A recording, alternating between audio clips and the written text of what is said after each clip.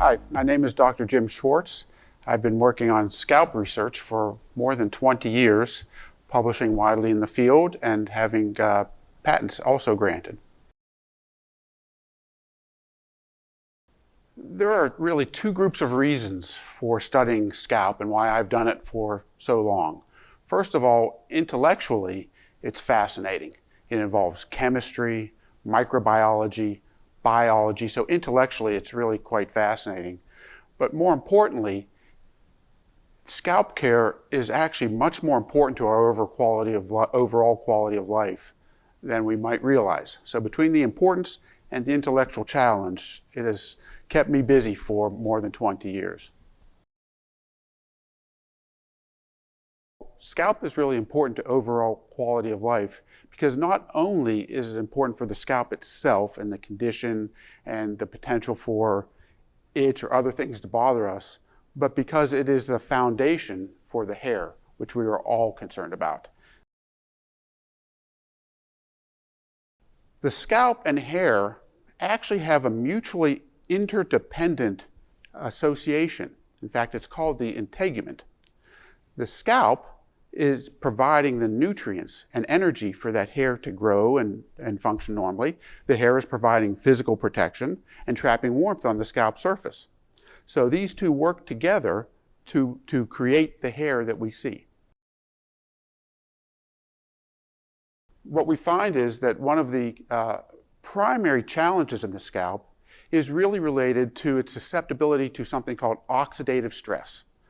Oxidative stress is a term that's used to describe when there's too much forces of what's called oxidation and not enough forces to oppose that.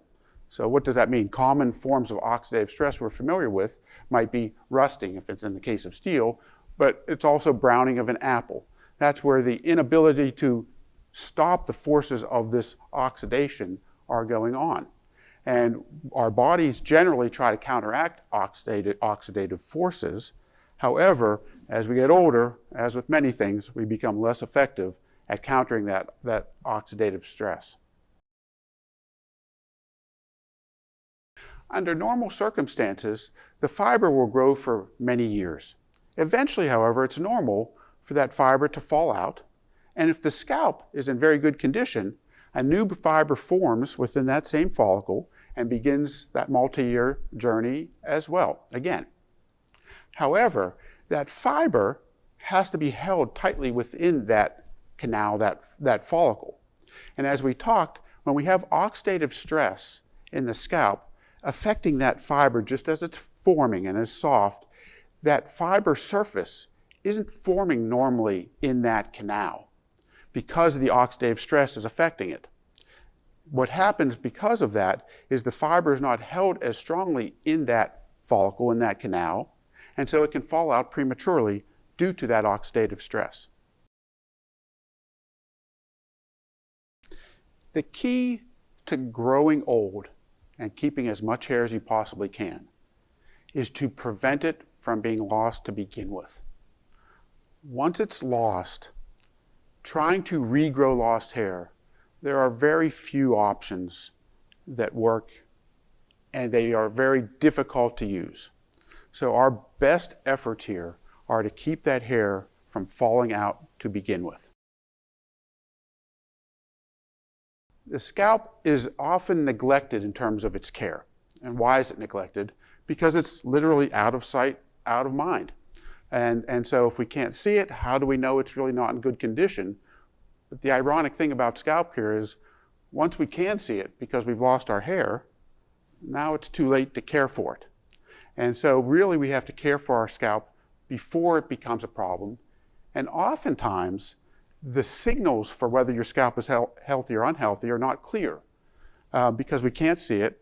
Maybe you get early signs like itch or something like that, but what we've learned over the years is that even if you cannot feel any issues with your scalp, no symptoms, it's still often not in its most optimum condition. So the key is to prevent it from being lost to begin with. And the key to that is to care for your scalp to begin with, even if it's not obvious that you have any symptoms or that your scalp is unhealthy, because recall, we don't really understand that our scalp is unhealthy. We don't have the symptoms, we don't know it, but it really isn't optimum.